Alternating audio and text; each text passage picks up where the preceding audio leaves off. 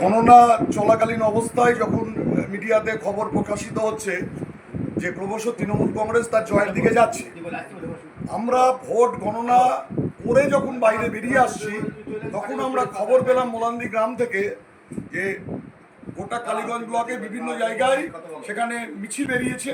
সেরকম একটি মিছিল, যা মিছিল থেকে বিজয়ীরা তারা সকেট ছুটছে। একটি বাচ্চা মেয়ে, একেবারে ছোট, 10 বছর বয়স, ক্লাস 4-এ পড়ে, তার নাম তামান্না খাতুন। সিপিআইএমের পরিবার, তার বাবা মা করে, কিন্তু সে তো কোনো রাজনীতি করে না, তার কোনো রাজনীতি ধর্ম সব কিছুর ঊর্ধ্বে একটি ছোট্ট মেয়ে। তৃণমূল কংগ্রেস জেতা মানে কালীগঞ্জ ব্লকে তার সূচনাই হলো একটি কন্যা, একটি ছোট্ট ফুটফুটে বাচ্চা মেয়ে তার লাশ দিয়ে। ফলে এই বিজয়, এই উন্মাদনাকে মোটেই আমরা অবজার্ভ করার পক্ষে নয়।